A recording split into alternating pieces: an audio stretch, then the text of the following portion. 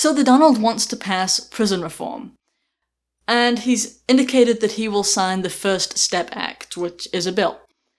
Prison reform is something that both sides of the political aisle typically agree that something needs to happen. But they never come to any sort of consensus. They're always bickering over the details, a lot like the immigration debate. Well, America leads the world in incarceration, meaning we incarcerate more people per capita than in any other country, which is kind of crazy when you think about all the different totalitarian regimes out there, and yet we're on top. Well, what we do have here is a drug war. You see, we don't have the worst Americans, the worst people, in the world. We don't have the most immoral people. We have a hysterical, out-of-control drug war, and we've had it for decades. In fact, nearly half of our inmates are there for drug offences. Not for extreme acts of violence or something like that. They're just there for drug offences. Well, we also have these rogue agencies like the DEA that both write laws and then enforce them. Yeah, in complete violation of the Constitution. But they exist, which also contributes to our massive inmate population. Well, like I said, on both sides, typically, they more or less support this bill and prison reform in general. Okay, the detractors, though, tend to be on the Republican side. One of the biggest opponents to it he's a senator called Tom Cotton, and he claims it's a misguided effort to let serious felons out of prison. And it's not that at all. In fact, there are lots of false claims about the bill that are going on online, so I thought I'd actually cover what the bill actually covers, as opposed to these different speculations and arguing. The bill is actually supported by the Fraternal Order of Police, the Association of Prosecuting Attorneys, which is like the DAs throughout the country, and a bunch of different law enforcement agencies. It's not about just letting violent, crazy criminals out. No. There are also pages and pages of exclusions. People that this won't apply to.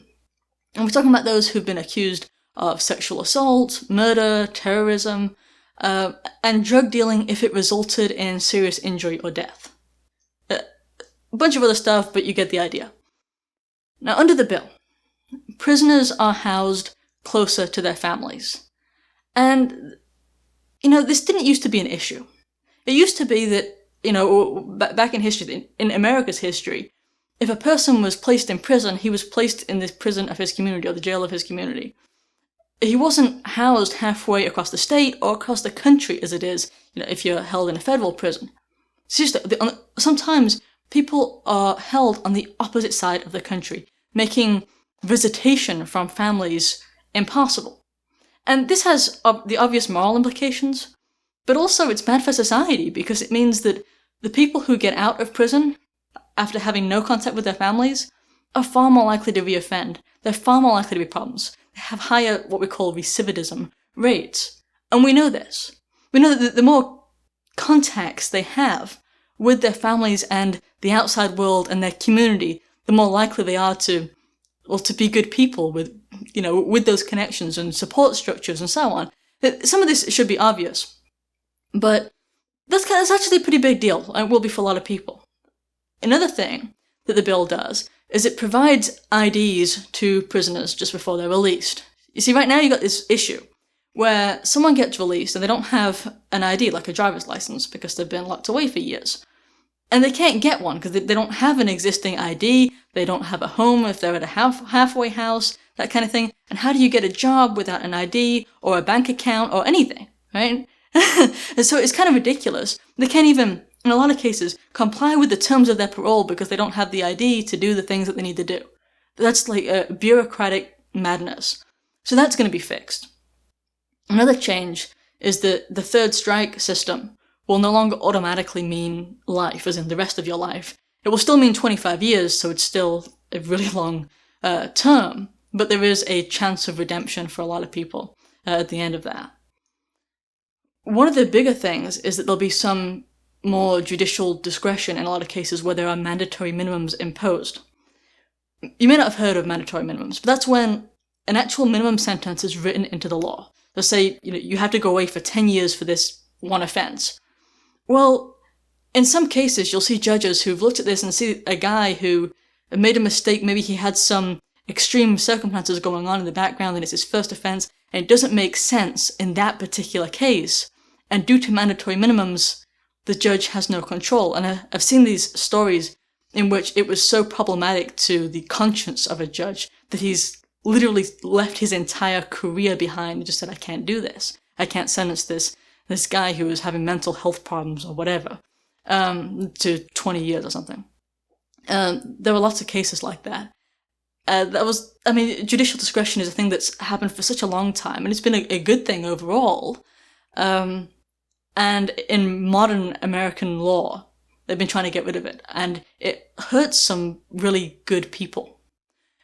In addition to that, we're also creating classes to try and teach inmates essential skills, so that when they get out, they can actually get jobs.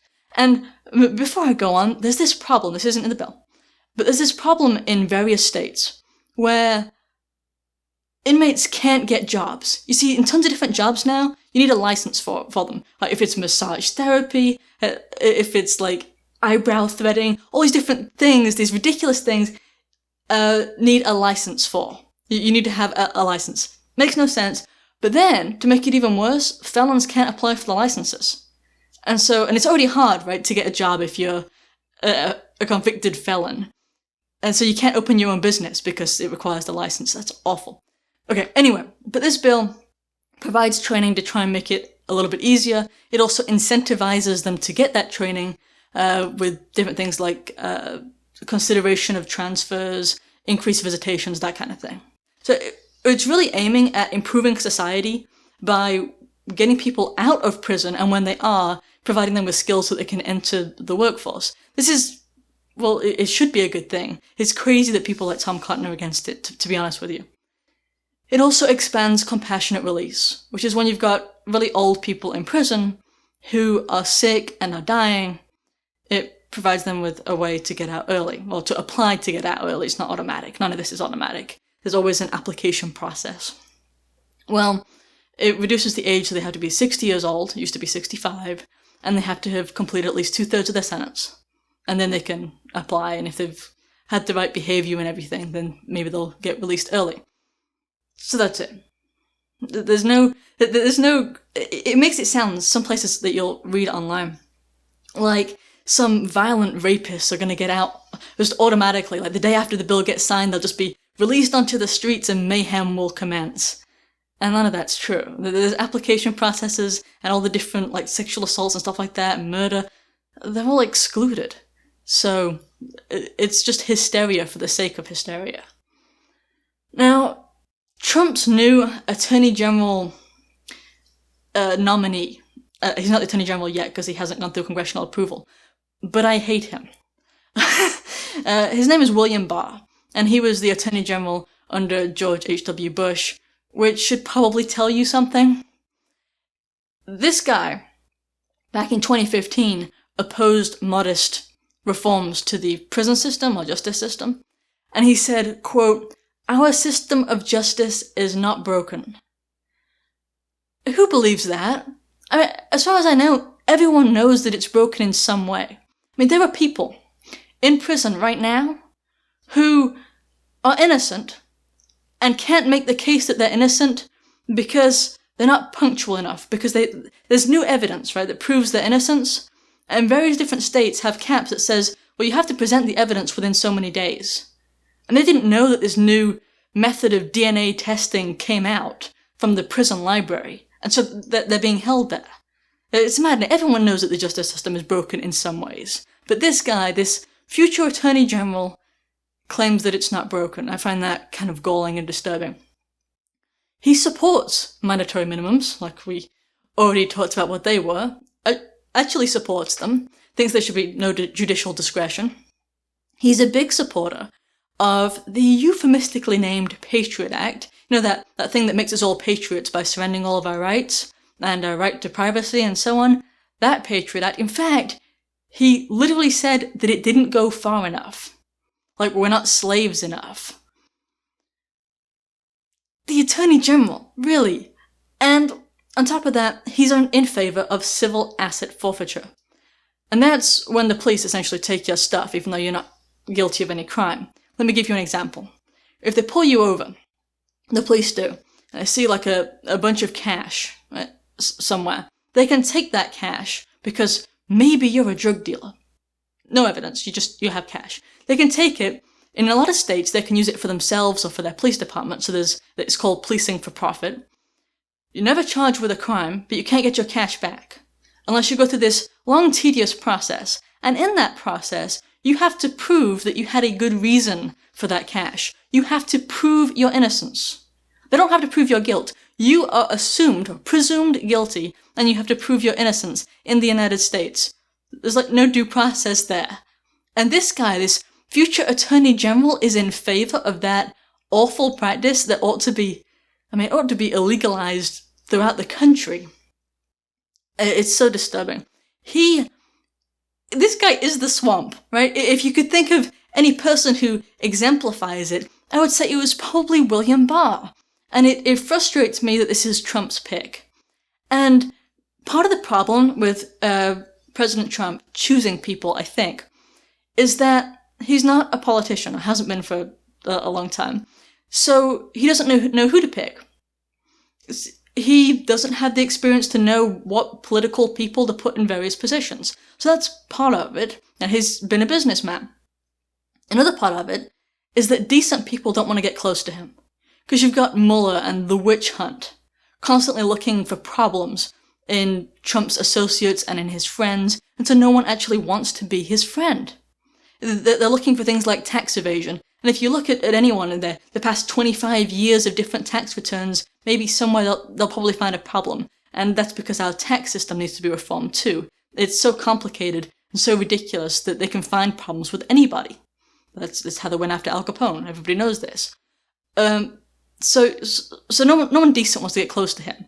So he's surrounded by these neocons. And for advisors, he's got these neocons. And these are evil, wicked people. The neocons, like H.W. Bush, for example, were just evil people. This guy was so bad that after a single term, H.W. Bush, people voted for Bill Clinton to get rid of him. And we just had Reagan. We just had like an idyllic conservative, and then followed by just one term is all it took to turn the American people to want Bill Clinton. That's how bad he was. It's like when you have the Bushes in positions of power, of political power, people think that conservatism itself is bad, that as a philosophy and an economic system, capitalism must be bad, conservatism must be bad, and it's not. These are just evil people. And yet he's surrounded by these swamp creatures increasingly because all the good people are afraid to get close. And he's got these horrible advisors.